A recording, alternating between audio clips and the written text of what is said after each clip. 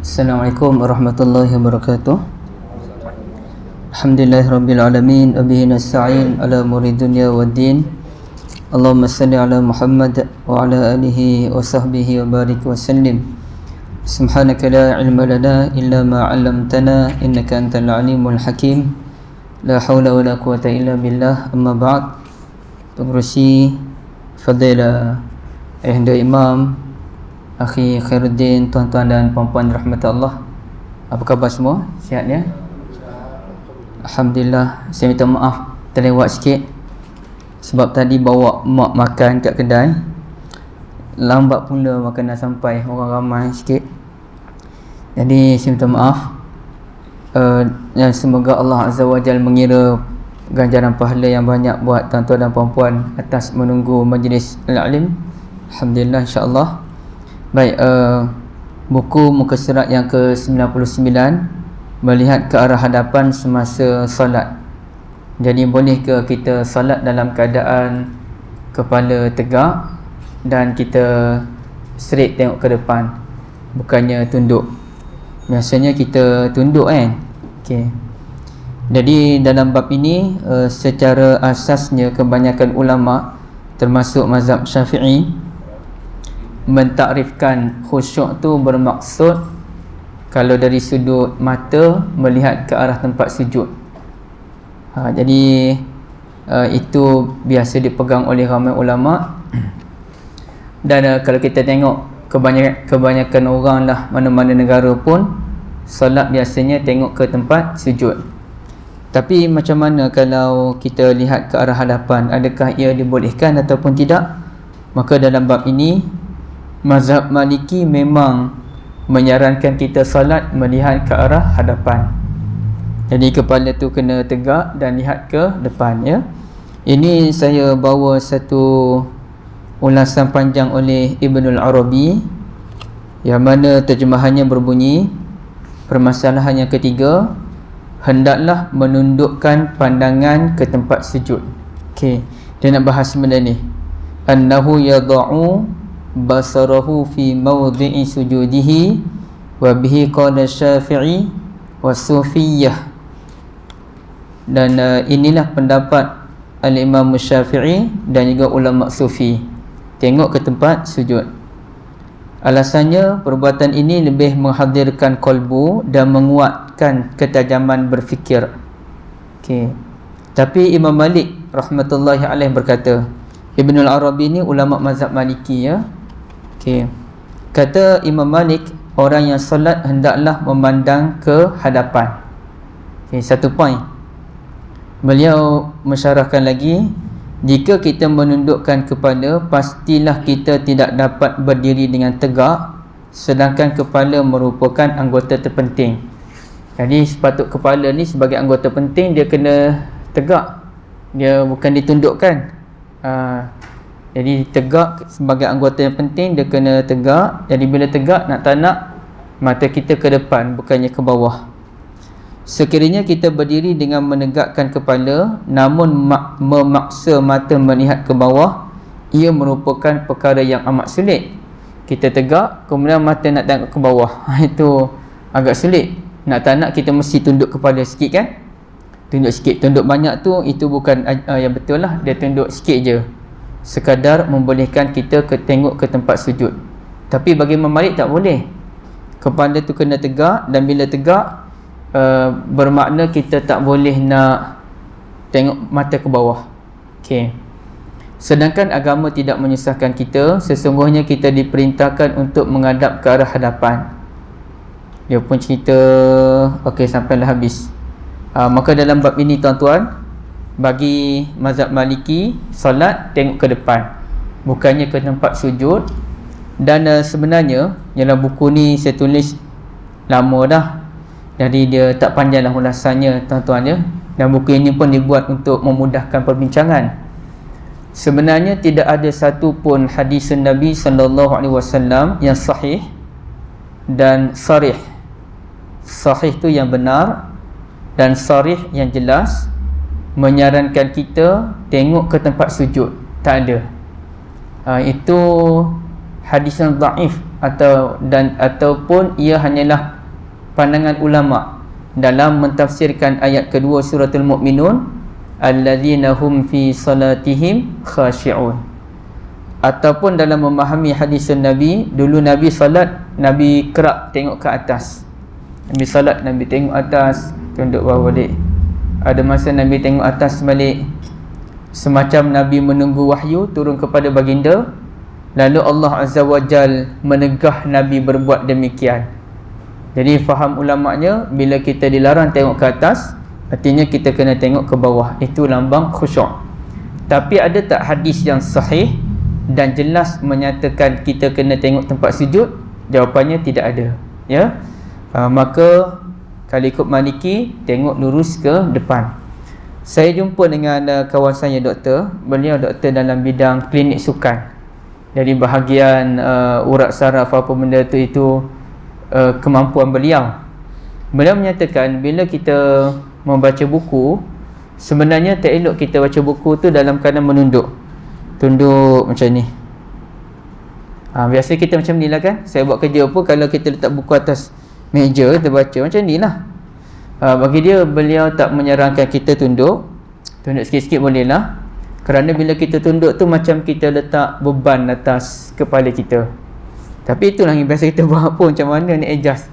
Jadi maknanya tepat macam ni lah. Yang tepat. Kalau kita baring tak ada masalah. Dan saya ingat apa Syekh Indonesia tu yang qari Quran tu, Syekh Jabir sebenarnya pernah beliau datang ke Malaysia. Beliau kata, saya tak pasti di Malaysia ke di Indonesia, beliau menyarankan kita baca Quran ni, Quran tu mesti sama dengan kedudukan mata kita. Jadi kalau ada rahal yang dibuat letak Quran macam tu, cantik lah. Sekarang rahal kita di bawah kan, siapalah boleh buat rahal tu boleh jual bisnes. Letak lurus depan macam ni, sebenarnya itu lebih baik, kata dia lah, wallahualam. Tapi bila saya relate dengan statement daripada sahabat saya doktor tu, nampak gaya agak tepat lah, supaya kepala kita ni lurus ke depan dan tidak tunduk macam ada beban. Jadi dalam bab ini kita terbuka. Cuma kebanyakan ulama menyatakan kita kena tengok ke bawah. Cuma kepala tu hanya ditundukkan sedikit je, bukan terlalu ditundukkan sebagaimana dilakukan oleh sebahagian orang. Dan rasanya tengok ke bawah tu lebih memberikan ketenangan, insya-Allah, berbanding di depan ni macam-macam benda gangguan ada. Kalau saya ni di depan ni, kipas ada, tempat plug ada, jam ada, macam-macam benda kita boleh nampak. Okey, baik. Tapi apa pun ini terbuka tuan-tuan ya.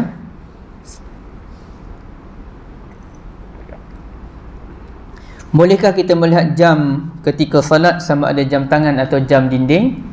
Maka jawabnya dibolehkan, terutamanya kalau ada keperluan berbuat demikian. Contohnya ada masjid dan surau, dia letak waktu iqamah, bila lagi waktu iqamah.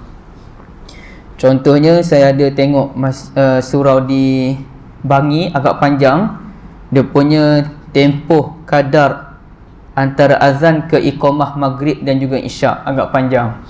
Maghrib tu saya tengok dalam 10 minit, yang isyak tu dalam 11 minit.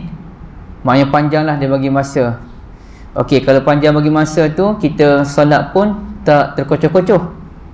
Erti kata kalau kita baca tasbih 7 kali rukuk, 7 kali masa sujud pun okey lagi. Ataupun baca tasbih 7 kali, 5 kali baca doa. Baca tasbih sujud 5 kali baca doa. Sempat lagi. Sebab praktikalnya yang saya duduk, kita kan kaji Quran, kaji solat, nak tak nak saya kena buat lah dia punya kiraan dia. Kalau kita solat dengan bacaan yang sederhana, tenang, lepas Fatihah kita baca surah seumpama Alam Nashrah, Watin wa Zaitun, ataupun mana-manalah surah lebih kurang itu. Kemudian kita baca tasbih 5 kali atau 7 kali, kita campur sedikit doa. Okay, kemudian tasyahud itu kita habis tasyahud, habis selawat Ibrahimiyah, kita tambah dalam beberapa doa. Ia lebih kurang dalam 8 ke 10 minit, lebih kurang 8 minit lah. Dan saya memang terbaca tulisan menyatakan salat 2 rakaat itu standardnya 8 minit. Tapi 5 minit pun dah okey dah. Cuma saya terkejut tulisan tu dia kata 8 minit. Jadi sebenarnya 5 minit pun kita rasa 5 minit pun rasa dah lama dah. Tapi kebanyakan orang dalam 2-3 minit. Kebanyakan. Sepatutnya kita kena cecah pergi ke 5 minit ataupun 8 minit. Baik. Jadi bila ada jam tu, jadi boleh tak kita salat bila masuk rakaat yang kedua, kita nak tengok jam tu, nak ukur kita berapa lama lagi kita boleh salat. Kalau dah ada 2 minit, nampak gaya kita tak boleh nak berlama-lamaan. Tapi kalau masa tu tinggal lagi 5 minit, maka boleh lagi lah kita nak berlama-lamaan dalam salat. Jadi dibenarkan untuk melihat jam sekiranya ada keperluan berbuat demikian. Termasuk tuan-tuan orang yang bangun untuk qiyamul lail. Jadi bila qiyamul lail bila qiyamul lail tu dia target nak solat lama. Jadi ala kullin qiyamul lail ni dia kena mula solat 2 rakaat yang ringkas dahulu. Terpulanglah kita baca macam qul ya kulhu wal asr inna atainakal kautsar ke, okey. Itu sebagai mukaddimah salatul lail. Kemudian bila dia masuk rakaat ke-3 dan ke-4 tu, solat 2 rakaat kemudian dia nak solat panjang. Contohlah kita katakan masa dia nak mula solat tu dalam pukul 5-10 minit. Contohlah 5-10 minit. Pukul 5 dia start solat sunat ringkas. 5-10 minit dia mula nak panjang. Okey, berapa lama masa yang dia miliki? Dia ada masa 40 minit lagi kan. Lebih kurang 40 minit lagi subuh akan masuk. Okey, dia pun solat 5.30 habis. Okey, 5.30 habis, dia pun nak sambung lagi solat 2 rakaat. Masa ada 20 minit lagi. Nak tak nak dia nak solat panjang ni dia kena kontrol lah. Mungkin rakaat yang pertama dia nak baca surah Al-Mulk 1 muka surat setengah. Rakaat yang kedua dia nak habiskan surah Al-Mulk. Jadi masa rukuk dia nak rukuk panjang, sujud dia nak sujud panjang setiap sujud. Jadi contohlah tengah dah solat 5.30 pagi tu dia start solat bila masuk rakaat yang kedua tu dia dah mula khawatir dah. Kok nak subuh dah. Sedangkan dia belum lagi salatul witr. Maka di situ boleh dia kita kena tengoklah. Kita kalau ada handset, maka boleh kita buka handset untuk melihat jam pukul berapa. Sekadar tekan je handset pun kan. Tekan tengok, oh jam dah pukul 5.43 dah. Tak boleh lama dah. Nanti nak solat witir pula paling kurang 1 rakaat. Okey, tapi kalau tengok jam baru 5 berapa, boleh kita, maknanya kita boleh tengok jam dengan tujuan nak bajet berapa lama solat yang boleh kita panjangkan lagi kan. Okey, itu dibolehkan. Tapi masalahnya kalau jam automatik di masjid tu dia tinggi. Saya tengok kebanyakan tempat dia tinggi. Jadi bila tu solat kita nak tengok jam macam mana, itu agak payah sikit lah. Jadi kalau payah tak perlu. Tapi kalau kita jam tu dia tak tinggi, jadi bolehlah kita intai berapa minit lagi masa yang kita ada untuk tamatkan solat. InsyaAllah dibolehkan kerana ada keperluan berbuat demikian. Baik, itu yang kedua. Sebelum kita buka perbincangan, izinkan saya untuk bentang satu lagi. Solat sunat sambil berjalan, adakah ia dibolehkan?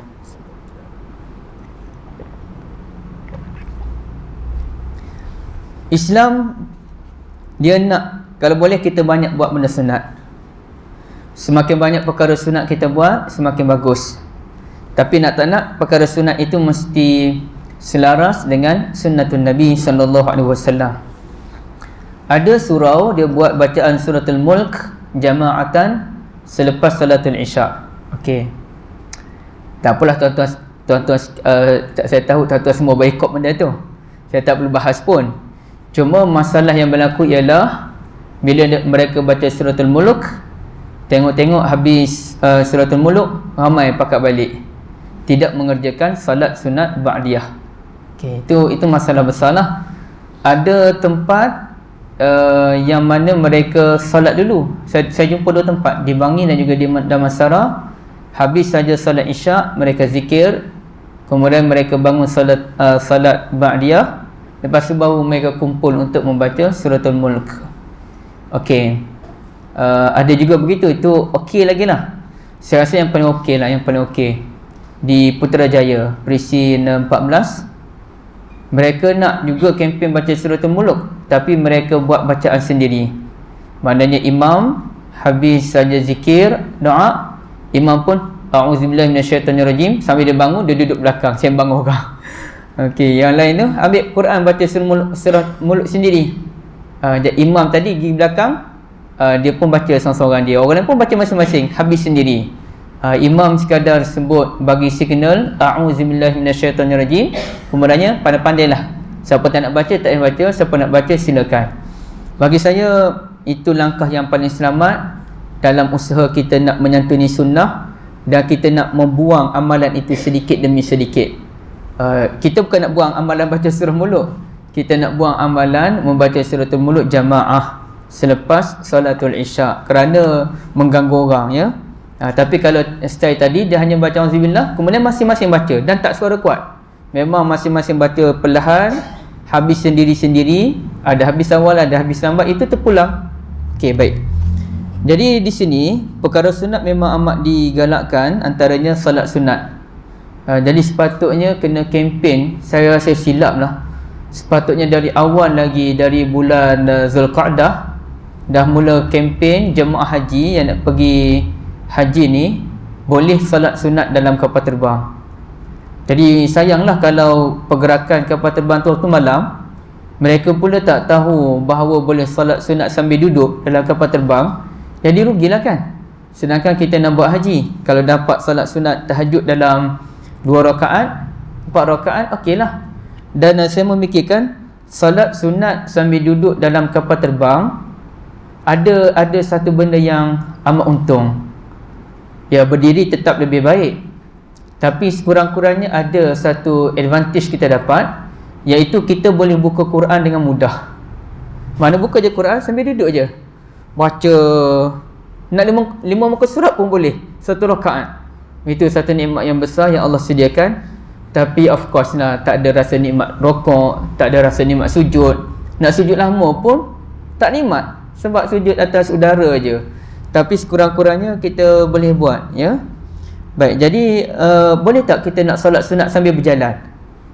Jadi dalam bab ini rumusannya Al-Imam An-Nawawi rahmatullahi alaih menjelaskan di dalam kitab beliau Raudhatut Talibin. Raudah ni bukan kitab yang terlalu masyhur, tapi lebih masyhur lagi Minhajut Talibin. 1, harus solat dalam keadaan berjalan kaki jika kita musafir. Ini saya rujuk pada kisah seorang imam dari Kedah yang berjalan kaki sampai Putrajaya tu. Dia berjalan dan berlari ditemani oleh anak dia tu. Itu lambang patriotism dia. Jadi boleh tak sambil dia berjalan tu dia nak solat sunat duha, solat apa-apalah, taubat ke, okey, adakah ia dibolehkan? Ya, dibolehkan kalau dia seorang musafir. Jadi kalau askar yang berjalan sampai beberapa ratus kilometer sebagai contoh, ataupun ada orang suami isteri yang berjalan kaki di Malaysia ni dah berapa jauh, ratusan kilometer dah berjalan semata-mata kempen kutip sampah, berjalan untuk kutip sampah, ratusan kilometer dah rasanya. Jadi boleh tak boleh mereka nak solat sunat sambil berjalan? Ada masa tu? Ya, dibolehkan. Tapi jangan solat sambil kutip sampah lah. Maknanya dia ada masa diperuntukkan sambil berjalan tu nak sampai ke satu destinasi, sambil tu mereka solat, ya, tidak ada masalah. Yang kedua ialah tidak boleh solat dalam keadaan berjalan kaki kalaulah sekadar berjalan tu dekat. Contohnya rumah Ustaz Amran dekat je kan, sambil nak datang tempat tuan-tuan ni berjalan kaki solat dengan nak tengok kiri kanannya kereta laju, motor lagi, itu tidak dibolehkan menurut Al-Imam An-Nawawi rahmatullahi alaih. Namun ada seorang ulama tersohor dalam mazhab Syafi'i, Abu Sa'id Al-Istakhri. Saya lupa dah siapa ya ulama besar mazhab Syafi'i yang paling berautoriti dalam meriwayatkan mazhab qadim Imam Syafi'i, pandangan lama Imam Syafi'i. Istakhri ke ataupun orang lain, saya kena cek balik. Tapi Abu Sa'id Al-Istakhri membenarkan kita salat sunat berjalan kaki walaupun dekat. Jadi kita dari rumah kita ni ke mana-manalah, nak pergi rumah kawan ke, dibenarkan untuk solat sunat sambil berjalan, kerana yang pentingnya kita solat. Itu kempen dia. Dan hal ini ditegaskan oleh seorang pensyarah di UM dahulu. Menurut senior saya, kalau kami berada di kolej kediaman asrama, nak pergi ke fakulti tu, kalau jalan kaki lebih kurang dalam 10 minit, 8 ke 10 minit, maka dia kata boleh sambil berjalan ke fakulti tu solat sunat. Solat sunat duha sebagai contoh. Maka taklah kita ni jalan kosong je. Ada ulama yang membenarkan. Baik, cuma dengan beberapa syarat. Pastikan ada wuduk, menghadap kiblat ketika takbiratul ihram jika ada kemampuan. Kalau tak ada kemampuan, tidak ada masalah. Rukuk, bukan rujuk ya, rukuk dan sujud dengan hanya menundukkan kepala. Cuma pada akhirnya saya buat rumusan, ini isu pelajar universiti yang nak salat sunat sambil berjalan kaki menuju fakulti. Okey. Jadi rumusan dia ialah jika kita tiada kesempatan untuk mengerjakan salat duha bila kita sampai ke fakulti itu, maka bolehlah kita salat sunat sambil berjalan kaki. Tapi kalaulah kita sempat lagi ada masa lagi nak salat duha di fakulti atau di tempat yang kita tuju tu, lebih baik kita salat di sanalah. Tak perlulah salat sambil berjalan kaki, kerana bila jalan kaki ni payah nak khusyuk. Dah kita pun lupa rakaat yang keberapa pula kan. Okey, tapi kalau nak buat, hukumnya boleh. Cuma kalau kita sempat salat di sana, kita salat di sana. Dan yang keduanya ialah hendaklah kita buat dalam keadaan tawaduk, merendah diri, dan bukan menunjuk-nunjuk kepada orang lain. Tak kira orang muda zaman sekarang bukan boleh kira. Sambil solat sunat tu dia buat TikToknya, videonya nak viral, mana tahu kan. Dia seorang lain rakam. Benda ni tak mustahil. Sedangkan solat dengan kipas pun orang buat. Dia jadi trend tuan-tuan. Solat dengan keluarga, ambil video. Lepas tu cucu ganggu, kemudian sebarkan video tersebut. Apa faedah sebenarnya? Semua benda kita nak, tak ada privasi dah kita ni. Tak ada privasi, cukup bahaya ya. Okey, benda tu tak ada kepentingan pun. Allah Alam. Silakan kalau ada perbincangan.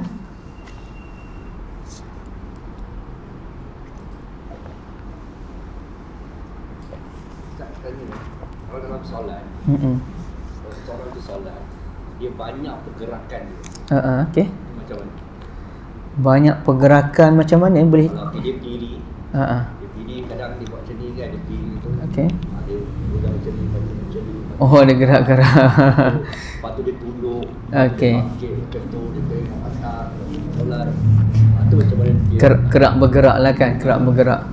Dia kalau kerak bergerak tanpa sebarang tujuan, maka dia boleh jadi dua je, sama ada makruh ataupun solatnya berpotensi batal.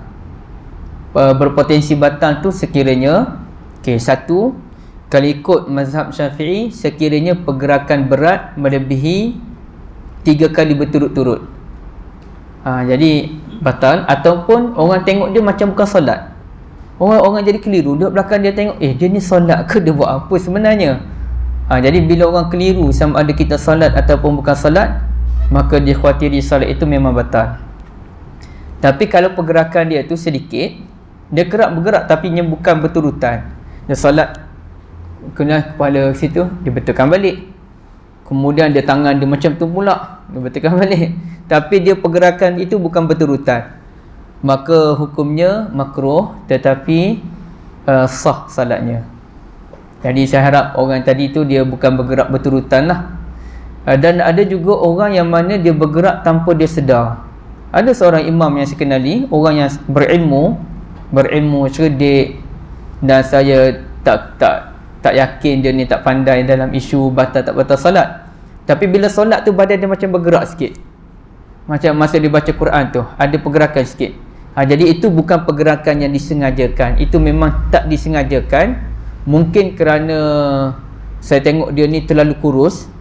Dia imam yang dah berusia dalam 70 lebih, tapi duduk panjat gunung, aktif. Gunung Everest pun dah naik dah. Jadi bila dia naik gunung Everest tu, terus berat badan dia turun, dah tak naik-naik dah.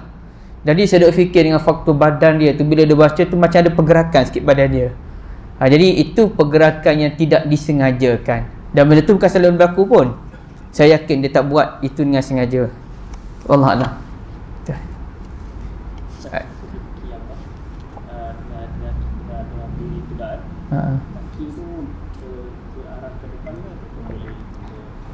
Mesti Khairuddin tahu jawapan dia. Macam mana jawapan dia tu? Cuba cerita sikit. Dia semuanya mesti hadap kiblat ke salah saya sebut? Dia semuanya mesti menghadap kiblat. Kaki tu pun dia kena lurus, bukannya bengkok. Dan bila tangan angkat pun dia sebaik-baik. Tapi benda ni dia panggil afdal, sebaik-baiknya. Kalau tak boleh buat, tak ada masalah. Kalau tangan pun angkat, dia mesti menghadap ke arah kiblah. Tapi kalau ditanyakan ada dalil khas ataupun tidak, jawabnya tidaklah ada dalil khusus dalam bab angkat tangan tu. Cuma dalam bab kaki tu seeloknya ke arah kiblah, kerana kita menghadap kiblah. Benda ni saya pernah dengar ada seorang guru taekwondo duduk mengajar anak murid dia. Dia kata bila berdiri tu, kaki tu kena straight ke depan. Oh, macam tu. Taekwondo pun kaki kena lurus ke depan, tuan-tuan. Salat pun begitu. Kaki tu dia kena lurus. Apabila kita lurus kaki, apabila kita bengkok kaki dan kita salat jemaah, itu akan mengganggu orang sebelah. Kaki kita sengit macam tu. Jadi orang lain pula, bila kaki kita sengit, orang lain lurus, jadi orang sebelah kita akan berdiri tak stabil sikit. Dia punya sokongan dari sebelah kiri dia tu tak berapa betul. Maka nak tak nak, kita kena luruskan kaki tersebut. Wallahualam. Baik, ada yang lain? Ya? Hadap ke kiblat. Sampai sini. Itu khilaf kalangan ulama. Saya pun tak tahu. Ada dalilnya, tapi ulama bahas tentang cara memahami dalil. Jadi ada ulama kata setentang ni macam ni.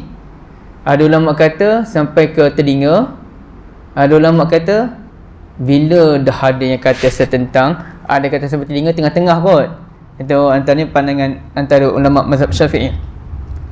Maka kesemuanya diterima sebab tidak ada dalil yang benar-benar kuat dan jelas sampaikan ulama tak perlu pening kepala dah.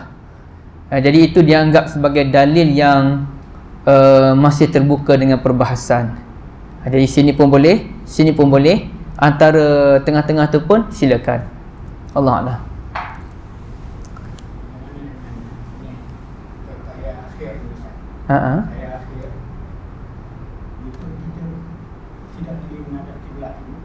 Oh. Sedangkan kaki kita itu untuk kalau boleh menghadap ke kiblat. Oh, lutut tu sebab kita duduk apa panggil? Duduk tawarruk ke iftirash ya kalau tahiyat akhir? Tawarruk kan?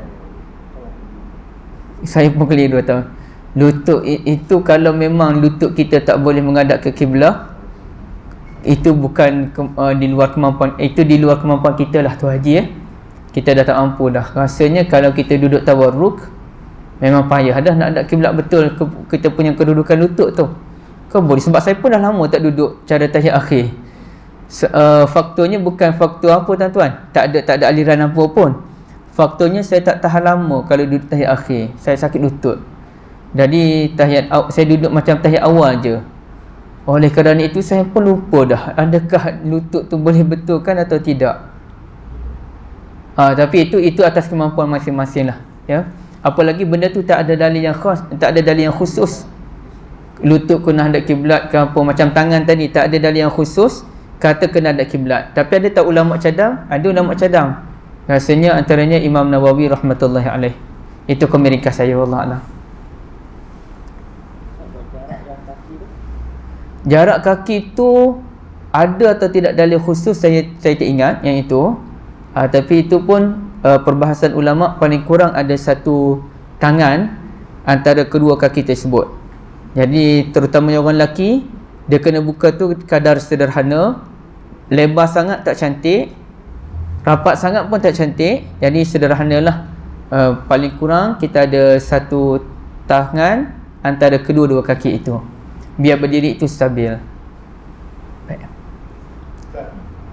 Bacaan dalam solat Habis imam tu dia suka baca rakaat kedua tu panjang daripada rakaat pertama.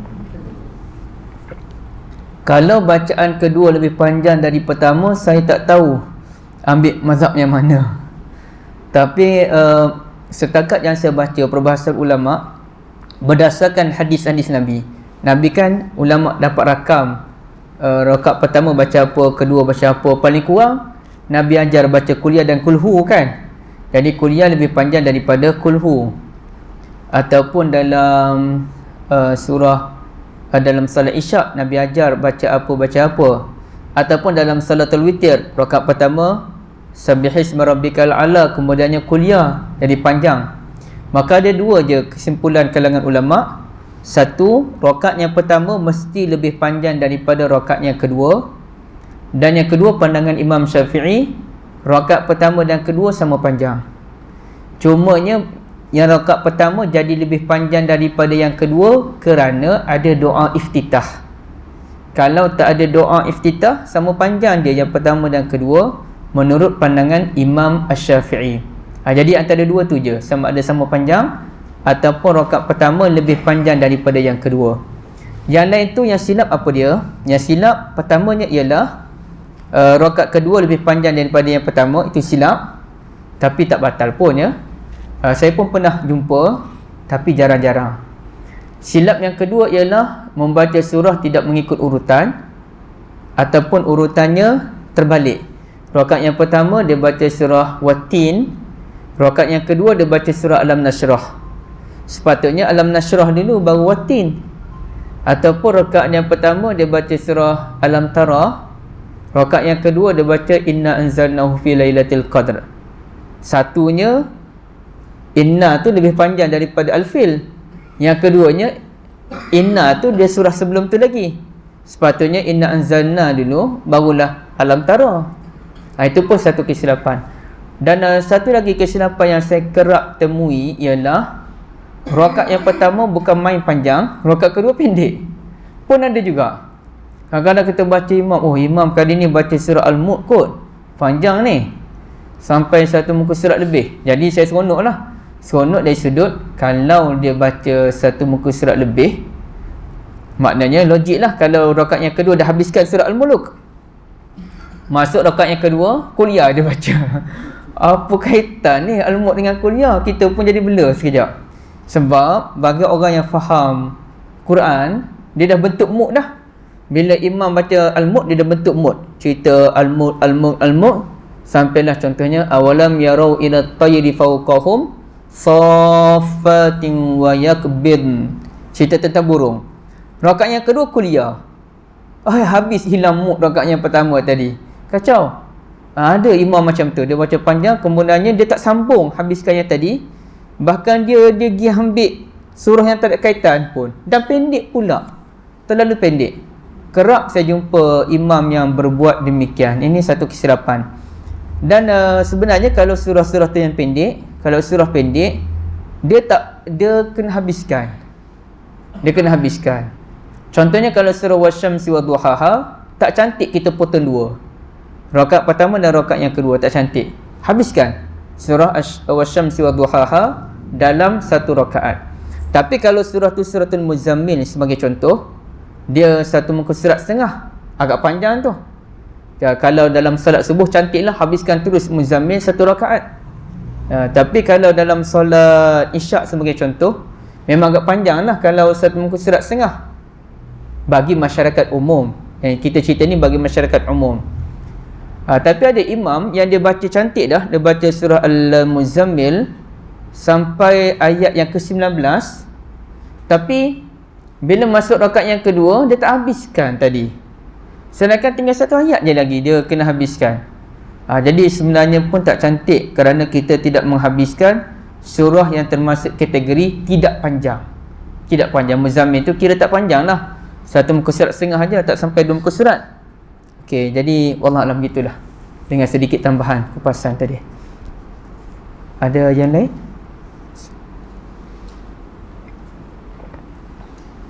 Ustaz, orang baca ke surah sampai di Musa Bakar, macam masa di Musa Bakar tu, boleh kan macam baca berlagu nak bertanding lah. Musabaqatul Quran. Sekarang ni dia tak panggil musabaqah rasanya. Dia panggil tilawah Quran Tilawah. Dulu betul dia panggil musabaqah. Kemudian dia pun nilai balik. Tak boleh guna musabaqah ni. Musabaqah ni pertandingan. Maka dia panggil program tilawatul Quran dengan tujuan bila tilawah ni dia beza dengan qiraah. Kalau qiraah membaca. Saya nak terangkan dulu maksud tilawah je sebelum isu tadi. Kalau qiraah membaca, kalau tilawah baca dan faham. Maka dia pun membaca sambil memberikan penjelasan. Ada orang bagi penjelasan apa yang dibacakan oleh qari tadi. Dan bila dia buat program tilawatul Quran, bukannya musabaqah, maka matlamat yang paling tinggi dalam program itu ialah penghayatan Al-Quran, menghidupkan budaya Al-Quran. Bukan pertandingan tu nombor 1. Pertandingan tu jatuh nombor 2, nombor 3 dah. Okey, itu satu. Yang keduanya, adakah boleh dilakukan pertandingan membaca Quran, siapa yang paling sedap, siapa yang paling ingat Al-Quran 30 juzuk dan sebagainya. Kalau dalam bab tilawatul Quran, tarannum tadi, ada ulama tak bagi, ada ulama bagi. Saya melihat ia bergantung kepada tujuan dia. Dan saya rasa bukan tak ada pun niat untuk mempertandingkan Al-Quran. Ia hanyalah mempertandingkan bacaan, bukannya mempertandingkan Quran itu sendiri, tapi cara bacaan Al-Quran dengan tujuan menggalakkan orang membaca Al-Quran dengan lagu yang lebih indah, suara lebih baik. Saya secara peribadilah melihat benda itu tidak ada masalah, ya. Apalagi kalau pertandingan 30 juzuk, 20 juzuk Quran, siapa yang paling lancar, ia sebenarnya menjadi galakan kepada penghafal Al-Quran untuk ingat Al-Quran dengan baik. Sebab sebelum masuk pertandingan tu dia ada saringan-saringan dulu. Okey, contohnya yang geng-geng 10 juzuk. Dia bertanding peringkat kecil dulu. Jadi orang yang nak masuk pertandingan ni mesti nak tak nak dia kena ulang. Jadi itu menggalakkan. Saya melihatlah tidak ada masalah, ya. Wallahualam. Apalagi berkumpul pula negara yang pelbagai. Saya itu dalam sembahyang kan. Oh, asal saya. Dia baca macam orang nak pergi bertanding. Okey. Jauh saya pusing tu Haji. Oh, dia baca dalam solat tu tarannum. Alhamdulillah. Boleh, tapi kita letih lah dengar kan. Siap buat jaga dengar. Jom Ustaz. Sampai 10 harakat kata-kata. Jom ke Alhamdulillah Rabbil Alamin. Aduh, banyak panjang.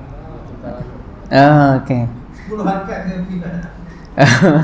Tak, saya rasa tak sampai dah 10 rakaat. Bila baca perlahan tu dia lambat kiraan dia.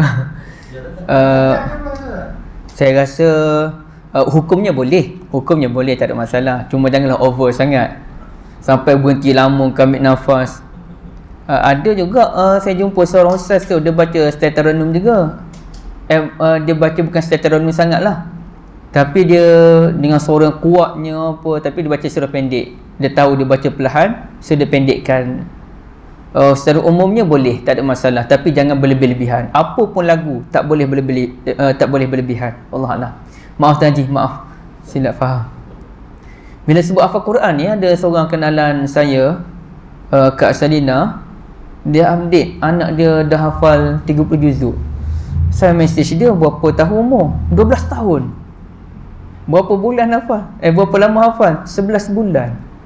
30 juzuk. Saya dengar, Allah, dahsyat betul. 11 bulan tuan-tuan. Kita 11 bulan surah Al-Balaq pun tak habis lagi. Baca-baca lupa, baca-baca lupa. Dia 30 juzuk 11 bulan. Saya rasa lah, saya tak tahu suami dia tu orang apa. Dengan minta maaf ya, dia ni keturunan mamak. Suami dia Melayu ke apa? Kalau betul suami dia Melayu, kacukan ke power kan. Lepas tu golongan orang yang datang dari negara India ni, ataupun asalkan dari keturunan mamak ni, ingatan dia kuat. Maulana Asri pergi belajar hafal Quran di India, 30 juzuk tu relax je. Dia baca secara India tanpa tajwid. Dia boleh baca tu laju dalam berapa jam bersiap 30 juzuk. Dia balik ke Malaysia, barulah dia belajar tajwid dengan ayah dia. Lagi India tu tak ada tajwid. Kan kita tengok kebijaksanaan, kehebatan otak orang India ni kan. Jadi sebab tu orang kata bila orang India kahwin dengan orang Cina, lagi power tu. Dia fizikal hebat, otak dia paling macam. Betul ke macam tu teori? Tuan-tuan. Kalau betul tu dahsyat, kena kacuk dia. Untuk menguatkan geng sunnah kena kacuk kita, tuan-tuan.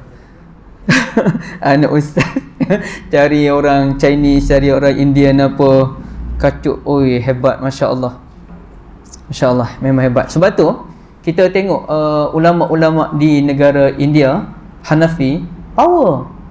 Sampai sekarang Syarah Bukhari ingat hadis tu berapa ribu tu dalam kepala je. Memang Allah Ta'ala bagi mereka ni ingatan tu lain macam orang Melayu. Juzuk 30 pun bila nak habis, tuan-tuan tak tahulah. Surah An-Naba, surah An-Nazi'at paling payah saya rasa. Surah An-Nazi'at lah yang paling payah dalam juzuk 30 ni. Allahu Akbar. Saya tanya orang, surah Al-Bayyinah pun tak hafal. Saya tak nak kata orang, sebab surah Bayyinah saya pun rasa payah juga Al-Bayyinah nak beringat. Tapi saya alhamdulillah saya ingatlah setakat ni. Cuma agak payah, betul agak payah. Baik, kalau tak ada saya sambung sikit lagi Okey, yang doa tu tak apalah. Kita hukum sujud tilawah dalam salatul zuhur. Boleh tak boleh ya? Kalau kita jadi imam salatul zuhur, boleh tak kita membaca ayat yang mengandungi sujud tilawah? Saya kongsikan pendapat Syekh Ibn Utsaimin, imam makruh membaca ayat sejadah dalam solat bacaan perlahan. Okey. Saya baca dulu yang ni. Kita ni makruh kalau kita jadi imam salatul zuhur sebagai contoh, kita baca ayat sejadah kemudian kita sujud. Habis tunggal langgang makmum. Tunggal langgang, tuan-tuan. Nak ikut imam ke nak mufarakah dengan imam? Kaum ibu lagi lah pening. Kenapa panjang imam ni? Allahu Akbar. Pening dah. Sebab tu kaum ibu dia kena tabir tu, dia kena nampak pergerakan orang lelaki. Dia nak boleh tahu pergerakan apa kemudiannya. Okey, jadi makruh. Imam makruh untuk sujud kerana boleh menimbulkan kekeliruan pada makmum. Contohnya imam tu dia nak baca surah yang mengandungi sujud tilawah kerana dia ada jadual dia dah. Okey, mula-mula dia nak habiskan, contohlah tempat tu memang buat kena habiskan juzuk 30. Dia bacalah. Ada yang baca masa subuh, ada baca masa zuhur. Dia baca-baca terkena surah Al-Alaq tu pada waktu zuhur. Jadi surah Al-Alaq tu kalla la tuti' wasjud waqtarib, itu sujud tilawah. Maka bolehlah dia nak baca tapi tidak perlu sujud. Tidak perlu sujud kerana mengelirukan makmum. Okey. Jika imam terpaksa membacanya kerana ada jadual tadi, masjid memang dah buat ketetapan mesti baca dalam usaha menghabiskan 30 juzuk Al-Quran dalam salat, tanpa mengira salat subuh ke, zuhur ke, isyak ke, imam kena baca yang ikut urutan tu, juzuk 1 sampailah juzuk 30. Terkenalah bacaan sujud tilawah tu dalam salat asar sebagai contoh, maka bolehlah imam buat pengumuman terlebih dahulu, tuan-tuan, lepas ni kita ada sujud tilawah. Yang datang lambat tu follow lah yang datang ramai. Takkanlah kita datang lambat, kita tengok semua orang sujud, takkan kita buat tak tahu kan? Mesti kita pun sujud sekali dengan jemaah ramai-ramai. Jadi imam buat dulu pengumuman, dalam rakaat yang kedua ada sujud tilawah. Okey. Dan bila tiba ayat sujud tilawah tu, imam kuatkan sedikit bacaannya. Imam kuatkan sedikit bacaannya sebagai satu isyarat kepada makmum. Maka kemudian barulah dia turun sujud tilawah, ia dibolehkan. Okey. Tetapi tuan-tuan, sengaja membaca ayat sujud tilawah dengan tujuan untuk sujud tak boleh. Kita sengaja nak baca ayat yang mengandungi sujud tilawah dengan tujuan kita nak sujud tilawah, ia tidak dibolehkan. Hukumnya dua je, sama ada solat itu batal ataupun makruh. Makruh berat. Ada ulama kata makruh je, tapi mazhab Syafi'i kata batal. Kita contohnya dalam solat isyak nanti, saya sengaja membaca surah An-Naml dengan tujuan untuk sujud pada ayat alla yasjudu lillahi alladhi yukhrijul khab'a fis samawati wal ard wa ya'lamu ma tukhfuna wa ma tu'linun Allahu la ilaha illa huwa rabbul arsyil azim. Kemudiannya saya pun sujud tilawah, sengaja berbuat demikian kerana nak sujud tilawah. Jadi antara dua je, makruh ataupun batal. Saya pernah buat dulu, masa tu tak tahu hukum, jadi dia jatuh makruh je lah.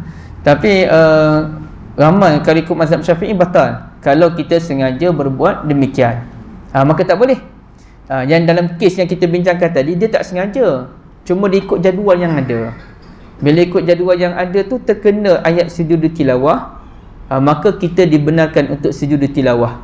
Macam orang yang memimpin solat tarawih kan, kalau kita dengar dalam radio ataupun dalam radio lah, Masjid Duta, dia akan sebut okey, dalam rakaat ini ada sujud tilawah, disebut kerana dia memang nak kena baca 30 juzuk. Bila dia baca 30 juzuk, dia akan jumpalah 13 ayat yang mengandungi sujud tilawah. Dalam surah Al-Hajj ada 2 kali. Tak nak dia kena baca. Dan di situlah kalau dia memang tak rancang, dia hanya ikut urutan, dibenarkan untuk dia sujud. Itu bukan lagi hukum makruh, bahkan sunnah. Sunnah untuk sujud bila sampai ayat tersebut. Wallahu a'lam. Ada yang terakhir sebelum kita berhenti? Ada dikasihkan ya Ustaz, sujud tilawah masa solat. Maksud saya tu ada macam jajah hari Jumaat pagi. Ada dalil. Itu memang ada dalil bahawa Nabi SAW sentiasa membaca surah As-Sajadah dan juga suratul Insan pada subuh Jumaat. Memang Nabi selalu baca. Dan saya baca fatwa daripada Al-Imam Ramli, mazhab Syafi'i. Beliau menyatakan mengikut mazhab Syafi'i, kalau kita sengaja membaca ayat yang mengandungi sujud tilawah dengan tujuan nak sujud, maka salat batal. Kecuali pada pagi Jumaat je. Kerana pagi Jumaat itu kita mengikut sunnatun Nabi SAW. Dalam keadaan kita mengikut sunnah Nabi untuk sentiasa melazimi surah Sajadah dan suratul Insan, pun kita kena mengambil kira pandangan Imam Malik yang menyarankan agar jangan selalu buat. Maknanya dalam sebulan tu adalah sekali kita tinggalkan, supaya masyarakat kita tidak menganggap ia sebagai satu kewajipan. Lama-lama dia jadi pening. Saya jumpa 2 orang dah. Salah seorang tu tanya masa tu, dia ni kaki surau, orang muda. Dia muda lagi daripada saya dalam 2-3 tahun kot, muda lagi ke 3-4 tahun. Anak dia tu dia bawa pergi surau, kecil lagi masa tu. Masa saya duduk di rumah flat Taman Medan, saya di sana dalam 5 tahun. Subuh anak dia follow dia, mak kata bagus dia. Jadi masa tu saya jumpa dia turun lift nak pergi ke surau. Dia tanya, maaf lah nak tanya sikit, dia sebut sebenarnya subuh Jumaat ni 2 rakaat ke 3 rakaat. Saya terkejut. Saya tanya dia kenapa tanya soalan macam tu. Dia katakan ada sujud tu yang lebih tu. Tak, bahaya cara orang fikir. Dan ada juga yang lain, dia sebut dia tak sempat dengan sujud tilawah. Dia sempat rakaat yang pertama, tapi dia datang lepas sujud tilawah, dia kena ganti tak lagi 1 rakaat. Macam mana tuan-tuan? Cukup radikal masyarakat kita ni. Tiba-tiba kita ambil buat tak tahu je, kita nak amal macam-macam benda yang bukan-bukan. Kacau lah. Jadi betul kata Imam Malik, walaupun benda tu sunnah meninggalkan amalan sunnah kadang-kadang. Saya ulang balik, sunnah meninggalkan amalan sunnah kadang-kadang. Untuk apa? Untuk menjaga masyarakat kita. Tetapi dalam banyak perkara kita kena berpegang dengan sunnah tu. Dengan sunnah tu kita kena tetap. Cuma ada beberapa benda kalau boleh kita pertimbangkan, kita pertimbangkanlah. Kerana demi supaya masyarakat kita tidak terkeliru dengan benda tu. Allah. Ya? Itulah. Itu masalahnya.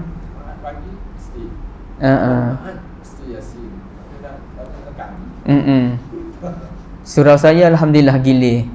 Kebanyakannya ya, tapi ada masa imam tak baca. Sebab kita kempen lah. Kita kempen. Saya kadang-kadang jumpa dengan imam sendiri kempen, tapi nak boleh lekat tu payah. Contohnya lepas solat, ada suara imam tu cantik dah. Lepas astagfirullah, Allahumma antas salam wa minkas salam tabarakta dzal jalali wal ikram. Beberapa ketika cantik dah, lama dia datang balik, Allahumma antas salam wa minkas salam wa ilaika ya'un salam hayyina rabbana min salam. Datang balik sebab dia dah sebati dengan benda tu lama dah. Jadi saya rasa kalau saya tanya dia, mesti dia kata, oh tak tahulah, memang jadi automatik sebut tu. Dia dah sebati sangat, sukan untuk dia tinggalkan. Tapi yalah, nak tak nak kena pelan-pelan untuk kita ubah budaya yang lama tu. Wallahualam. Saja kena. Bila